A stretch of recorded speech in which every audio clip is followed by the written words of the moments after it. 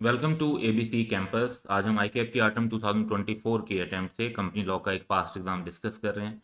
Question है कि Salman limited was incorporated as an unlisted company.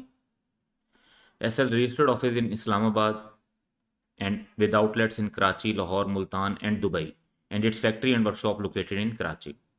On 5th September 2024, Ijaz Alam, a member residing in Multan, submitted a written request to inspect SL's complete books of accounts at the Multan office.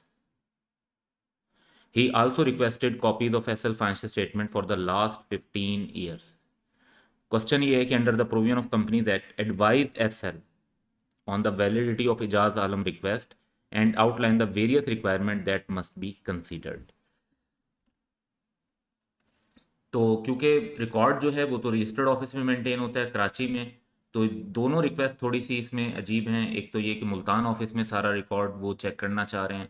Number two ये कि 15 years की वो financial statements की copies मांग रहे हैं, जबकि record जो कंपनी ने मेंटेन करना होता है वो 10 ईयर्स का लॉ में रिक्वायरमेंट है। अब बुक्स ऑफ अकाउंट्स की हम बात करते हैं सबसे पहले। तो under the companies act books of accounts जो हैं वो कंपनी के रजिस्टर्ड ऑफिस पर मेंटेन होती हैं या एन अदर डेजिग्नेटेड लोकेशन पर होती हैं। रिकॉर्ड एक्सेसिबल होते हैं for inspection by the companies director during regular business hours.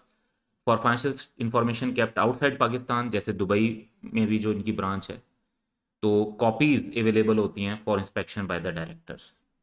अब इजाज आलम क्योंकि डायरेक्टर नहीं है, मेंबर हैं, तो उनका राइट नहीं है एसएल की books of account branch office पर या किसी और लोकेशन पर चेक करने का।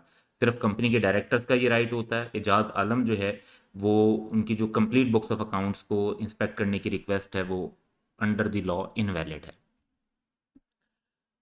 फर्दर एसएल अगर एक्यूरेट फाइनेंशियल रिकॉर्ड मेंटेन करती है हर ब्रांच ऑफिस का, including transaction at branches inside and outside Pakistan, जैसे दुबई है और लाहौर और मुल्तान है, and regularly send summarise return to SL registered office जो कि कराची में है या जो भी डेजिग्नेटेड लोकेशन है, तो वो कंपनीज एक्ट की रिक्वायरमेंट को पूरा कर रहे हैं, उनकी तरफ से कोई भी नॉन कंप्लायंस कंसीडर नहीं होगी। फाइनेंशियल स्टेटमेंट्स की अगर हम बात करें तो एक कंपनी की रिक्वायरमेंट होती है कि वो अपने books of account for at least 10 years preceding the current year, या अगर 10 साल से कम वक्त हुआ हो तो इंटायर एग्जिस्टेंस पीरियड के लिए होल्ड करें। ये रिकॉर्ड जो है इसमें रेलिवेंट वाउचर और फाइनेंशियल ट्रांजेक्शन की एंट्रीज वगैरह सब कुछ शामिल होता है। इस बेसिस पर इजाज़ आलम की जो रिक्वेस्ट है कि फाइनेंशियल स्टेटमेंट्स उन्हें 15 ईयर्स की दी जाएं, वो स्टैट्यूट रिक्वायरमेंट से एक्सीड करती हैं जो कि 10 ईयर्स की है।